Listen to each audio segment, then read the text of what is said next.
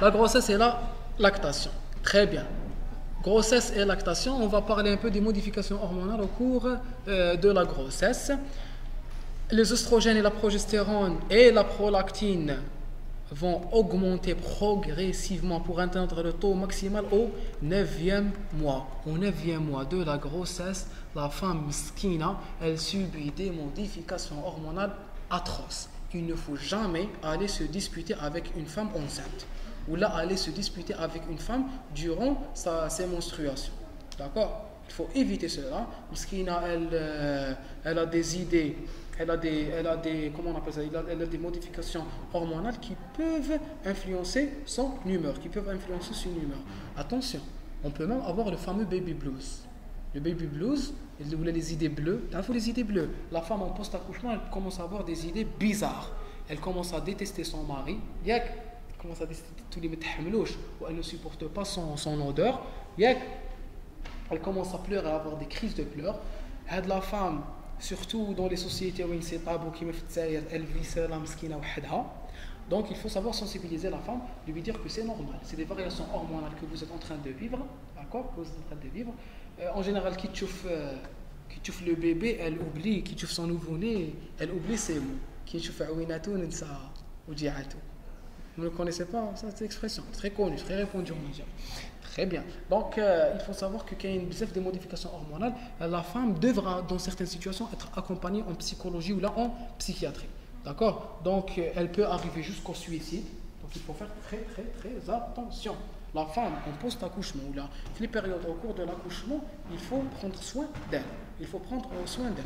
La preuve, l'islam qui te moute, shahida. D'accord? Elle a la mort d'un martyr. Tellement la difficulté, elle est atroce. La difficulté de la grossesse, la difficulté de les mois, puis la difficulté de l'accouchement, puis la difficulté le retour de couche, une fesse, le retour de couche. D'accord? Et on dit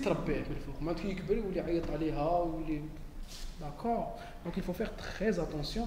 Il faut faire du bien à vos parents, qu'ils soient vivants ou morts. Il y a toujours une façon de leur faire et de leur apporter du bien. Surtout vous allez devenir des médecins, Inch'Allah. C'est très facile d'apporter du bien à vos parents. Il faut savoir les remercier.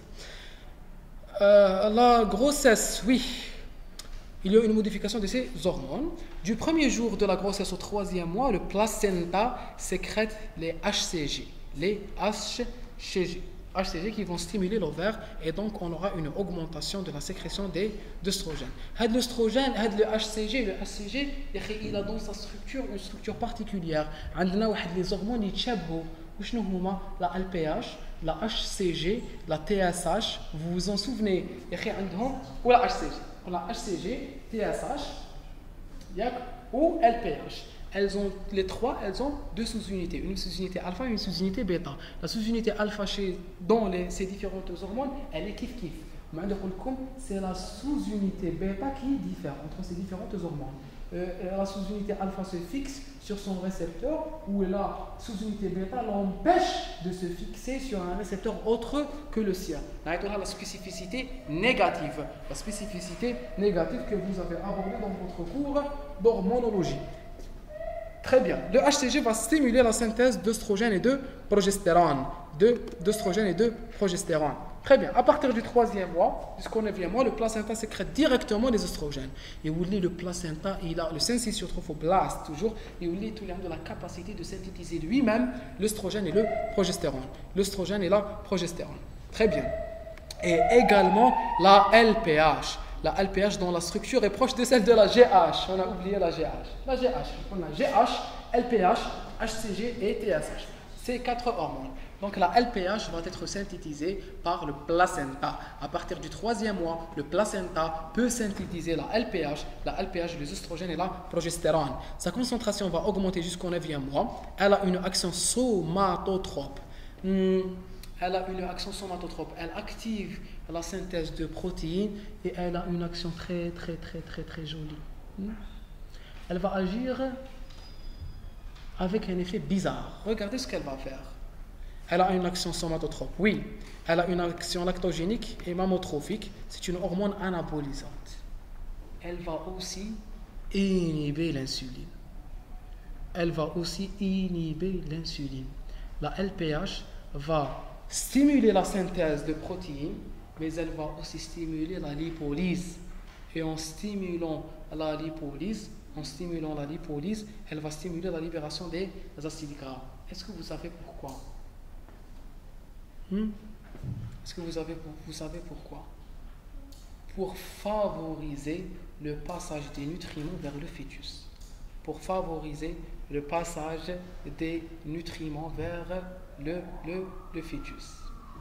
D'accord? Pour favoriser le passage des nutriments vers le fœtus. Donc, c'est une hormone anabolisante. Elle favorise la construction protéique, mais elle inhibe, elle a une action qui va stimuler les acides gras et inhiber l'insuline. Très bien. C'est terminé. Allez. C'est une hormone anabolisante. Très bien. L'évolution du taux de cette hormone est utilisée pour diagnostiquer les retards de croissance. Vous connaissez ce que ça veut dire un retard de croissance intra-utérine? Un retard de croissance intra-utérine ou souffrance fœtale chronique, c'est toute anomalie au cours de laquelle le fœtus souffre à l'intérieur du ventre de sa mère ou à l'intérieur de l'utérus de la mère. La LPH, elle est synthétisée exclusivement par le placenta. Donc, quand je suspecte qu'il y a une anomalie, une atteinte du placenta, je dose la LPH. Je dose la LPH pas pour savoir qu'elle fonctionne bien. Ce dosage ne dépend pas de ses fonctions. Son dosage, son taux normal indique une bonne vie du placenta. Quand la LPH est à des taux normaux, maintenant le placenta fonctionne bien. C'est un marqueur de vitalité placentaire. Quand je suspecte une anomalie au niveau du placenta, je vais doser la LPH. Quand je la trouve normale, c'est un bon signe. Ça veut dire que le placenta est en train de bien travailler parce que je sais que le placenta est responsable de sa synthèse. La mammogenèse, le développement de la glande mammaire à la puberté est dû à l'action de plusieurs hormones. Et vous vous souvenez, on avait dit qu'il y avait une stimulation entre la GH et le cortisol, le cortisol et l'ocytocine, etc., etc. On va voir ces rôles. Les oestrogènes, la progestérone et la prolactine ont un rôle essentiel, mais il faut également la présence de la GH. Bien sûr, le tissu mammaire, c'est un tissu, donc il faudra le former. Et la GH va être impliquée avec les progestérones et l'oestrogène. Et le cortisol, voilà, je viens de vous en parler. Donc, GH, cortisol et hormones thyroïdiennes. Toutes ces modifications vont être impliquées dans le développement des seins au cours de la puberté. Pendant la première phase du cycle, les oestrogènes stimulent la croissance des canaux galactophores. À la femme en période préovulatoire, elle sent une tension mammaire, des douleurs au niveau du sein, des seins. La progestérone va stimuler les structures sécrétoires au niveau des acénies. La prolactine a une action modeste. Donc, il faut savoir que en période préovulatoire, en période prémenstruelle, normalement les filles, vous êtes censées me corriger. En période avant les menstruations, la femme possède des tensions et des douleurs. Pourquoi il y a des tensions et des douleurs? Parce qu'il y a une prolifération du sein et une augmentation de la synthèse, une augmentation de la taille des cellules. Il y aura une compression des terminaisons nerveuses qui va provoquer des douleurs. Naam. Les oestrogènes vont stimuler la croissance des canaux galactophores, ou la progestérone, les structures sécrétoires. Ou la prolactine, sans grossesse, lorsqu'il n'y a pas de grossesse, elle n'a pas d'action très importante. Son action est modeste. D'accord? Très bien. Pendant la grossesse, les oestrogènes et la progestérone stimulent la prolifération des canaux galactophores et l'hypertrophie des cellules sécrétoires. En fin de grossesse, je peux avoir ce qu'on appelle des montées laiteuses. La prolactine est l'hormone de la lactogénèse. Sa sécrétion atteint son maximum au 9e mois. Les taux élevés d'oestrogènes et de progestérone exercent une inhibition sur l'action de la prolactine. Je vous avais dit que la prolactine est élevée, mais elle ne réalise pas son effet. Pourquoi? Parce qu'elle est inhibée par l'œstrogène et la progestérone. Et dès que la grossesse est finie, il n'y a plus d'action de l'œstrogène et de la progestérone. Pourquoi? Parce qu'il faut savoir que l'accouchement, il est accompagné par quoi? Il est accompagné par la délivrance. Par de la délivrance. Le placenta, il doit être éliminé. L'accouchement, il est suivi d'une délivrance, de l'élimination de la sortie du placenta. Le placenta doit être éliminé de l'utérus. C'est ce placenta qui était responsable par son syncytiotrophoblaste de la synthèse du progestérone, de la progestérone et des oestrogènes. Donc, accouchement, élimination du placenta, pas de synthèse de progestérone et d'œstrogène. La quantité d'œstrogène et de progestérone va chuter, elle ne va plus inhiber la prolactine va réaliser son effet et je vais commencer à synthétiser du lait. La femme va commencer à synthétiser du lait. Très bien, donc il faut faire la différence. On va vous parler de prolactine et on va vous parler de ocytocine. On va vous parler de prolactine et on va vous parler d'ocytocine. On va vous parler de prolactine et on va vous parler d'ocytocine. La prolactine stimule la synthèse du lait. L'ocytocine stimule la contraction et l'éjection du lait. D'accord? L'ocytocine stimule l'éjection du lait. Très bien. Au moment de l'accouchement, la chute brutale des oestrogènes et de la progestérone. Pourquoi il y a une chute? Parce qu'il n'y a plus de placenta. Je vous conseille aussi d'aller voir, la première fois un accouchement, j'étais comme vous, à votre âge, entre 2e et 3e année. D'accord? On a fait les services gynéco, dès un accouchement. Il faut essayer de voir avec une multipart, pas une primipart. Pour la sage-femme, un accouchement. C'est merveilleux. D'accord? Au moins une délivrance. Le placenta. D'accord? Le placenta qui normalement doit être vérifié sur ses deux faces, examen des membranes, examen de l'odeur, un examen cytologique et bactériologique.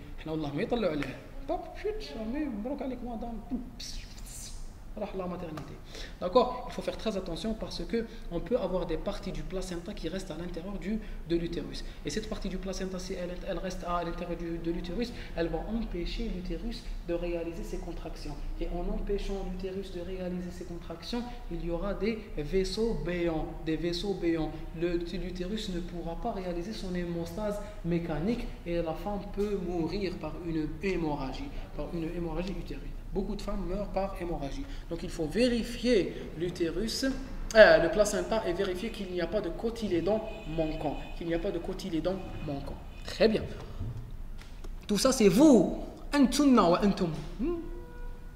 Au moment de l'accouchement, la chute brutale des oestrogènes et de progestérone va provoquer une levée d'inhibition sur la prolactine et la prolactine va être stimulée. Les récepteurs à la prolactine augmentent, le développement de la capacité sécrétoire prend 2 à 3 jours, c'est ce qu'on appelle la montée laiteuse. Il y aura une montée de lait. Pendant la période d'allaitement, la prolactine va maintenir la lactation. Là, vous faites très attention. Elle stimule la synthèse des éléments constitutifs du lait. Le taux de prolactine sont maintenus élevés grâce au réflexe provoqué par la mise au sein. Pendant cette période, les taux élevés de prolactine provoquent un blocage de la FSH et de la LH qui provoque une aménorrhée. La prolactine inhibe le FSH et le LH.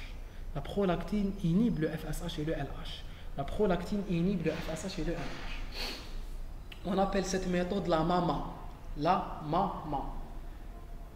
Vous savez très bien que ce n'est pas normal, il n'est pas normal qu'une femme, après un accouchement, soit enceinte. C'est de la folie, ça va la tuer. D'accord? On ne retombe pas enceinte, on laisse son utérus se reposer. D'accord? Donc il faut une bonne méthode de contraception à la maman. En post-accouchement, il ne faut jamais prendre des œstroprogestatifs, la fameuse pilule, la pilule courante. Il ne faut jamais la prendre lors de l'accouchement.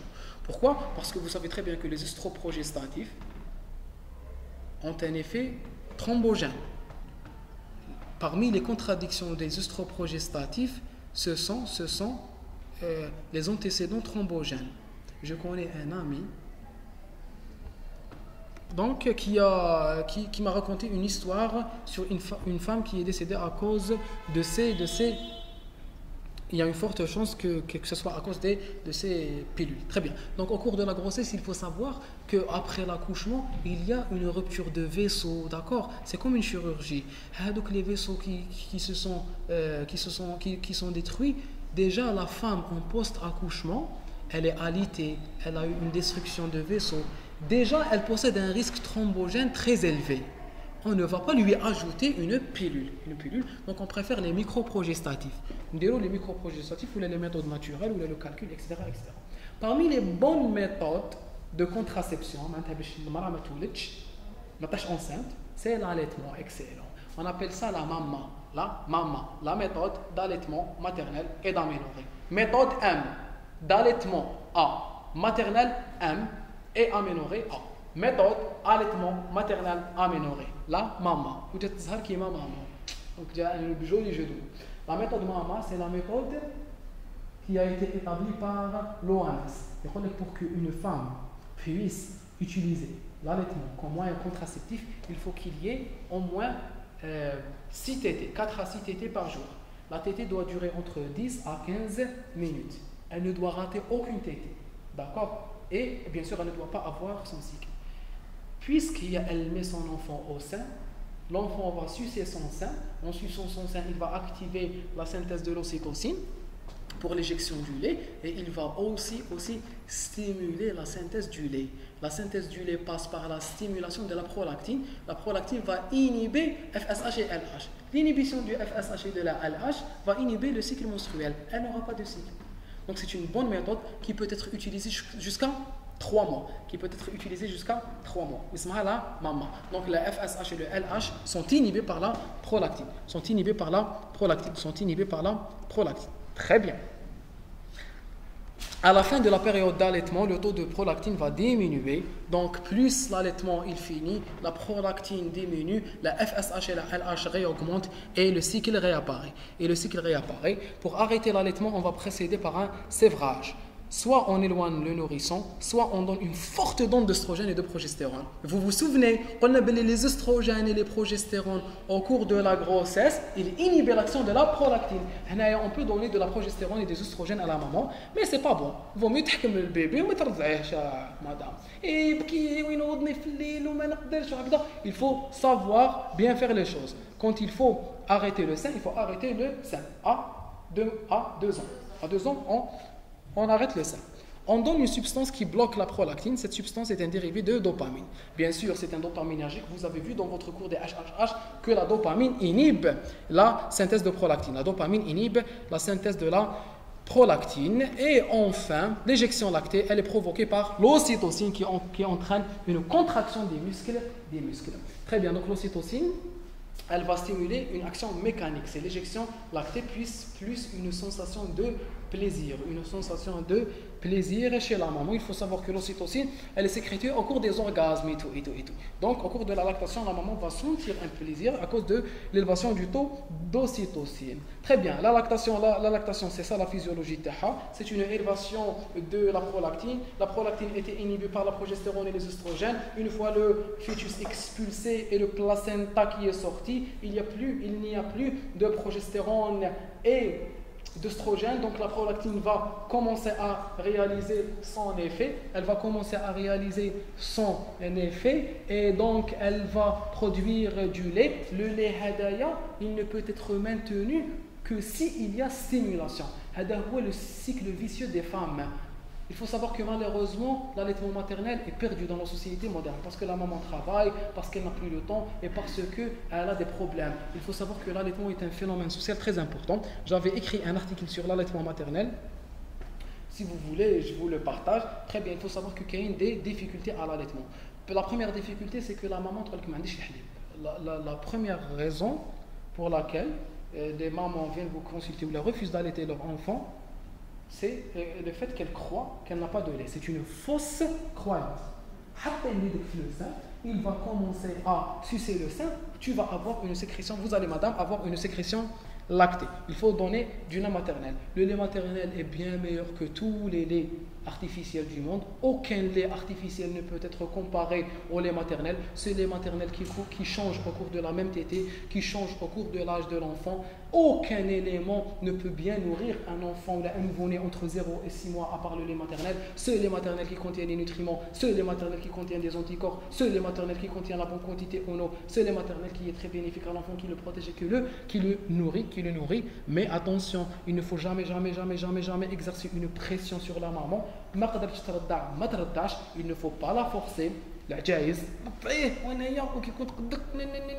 D'accord, il ne faut jamais forcer la femme à allaiter. L'allaitement est un choix personnel. Il faut lui dire que c'est mieux pour elle parce que ça va la protéger contre le cancer du sein, parce que ça va la protéger contre beaucoup de maladies. C'est beaucoup mieux pour son enfant parce que c'est Ça va lui permettre d'éviter les maladies auto-immunes, ça va lui permettre d'éviter beaucoup d'allergies plus tard, ça va lui éviter beaucoup de maladies, ça va le protéger. Très bien, l'allaitement maternel est un moment très très bénéfique, c'est aussi un moment de partage entre la maman, où la maman découvre son fils et son fils la découvre. Et je vous remercie.